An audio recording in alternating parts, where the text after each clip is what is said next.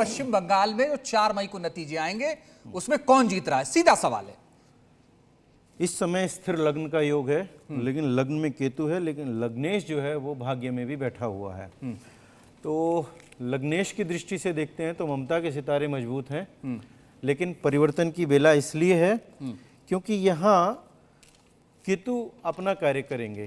केतु जो हैं हेडलेस होते हैं, उनको सिर नहीं होता है, और लग्न में केतु होने से वहाँ एक बदलाव की बयार दिखती है। वो हो सकता है कि वो 2, 4, 10 विधायकों से आगे पीछे हो, लेकिन वहाँ बदलाव हो सकता है। बदलाव, नीतीश शर्मा जी, आपको क्या लगता है पश्चिम बंगाल में बदलाव होने जा रहा है या नहीं होगा? जैसे वो कह रहे हैं कि 2-4 ही सीट इधर उधर हो जाए, लेकिन वो बदलाव उनको नजर आ रहा है। आपको क्या नजर आता है? सबसे पहले तो मैं बताऊं कि देश का जो सबसे ज़्यादा संवेदनशील जो क्षेत्र है वो पश्चिम बंगाल ही है आज की डेट में। और ममता जी वहाँ पे के सुप्रीमो है, टीएमसी ने इतने साल राज किया है।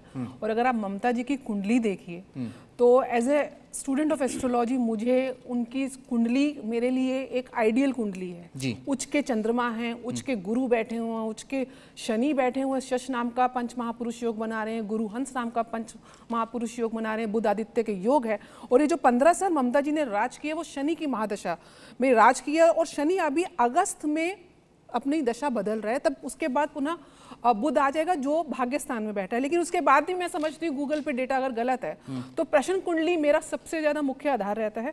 आचार्य जी ने बताया इस समय जब आप मुझसे प्रश्न कर रहे हैं तो पूर्वी क्षितिज पे सिंह राशि उदय हो रही है, केतु वहां पे गोचर कर रहे हैं, केतु अपने ही मघा नक्षत्र से गोचर कर रहे हैं। सिंह राशि का स्वामी नवम भाव में उच्च का मेष राशि में बैठ के बुध के साथ बुध आदित्य योग बना रहा है, यानी कि और उसी का स्वामी जो मंगल है वो वहां से 2 द्वादश की स्थिति में है, लेकिन लाभ भाव में गुरु हैं, यानी कि बुध की राशि में गुरु हैं।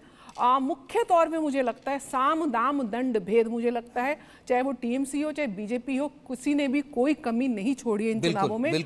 और लड़ाई कांटे की है, चर्चा कर रहे हैं। लड़ाई लिटरली कांटे की है। पैरेलल क्योंकि मोदी जी की कुंडली इसलिए देखनी आधारित है क्योंकि शुभ्रेंदु अधिकारी सीएम फेस बना सकते हैं, लेकिन उनका उतना ममता जी के लेवल का कद नहीं है। वो आप बीजेपी क्योंकि सुप्रीमो इसलिए मोदी जी की कुंडली और को बना दें, नहीं किसी को भी। बीजेपी का तो फॉर्मूला ही रहा है कि आप जान ही नहीं पाएंगे और मजबूत कौन सीएम है, लेकिन नहीं, ममता जी की कुंडली इतनी ज्यादा स्ट्रांग है कि उसके सामने अगर मुझे कंपेयर करना हो तो मैं सिर्फ मोदी जी की कुंडली देख सकती हूँ जो अगेन पॉजिटिव जा रही है। मंगल में बुध की अंतर्दशा, लेकिन there are high chances last moment पे ममता जी लीड ले जाएंगी। आप ही कह रही हैं टीएमसी जीतेंगी।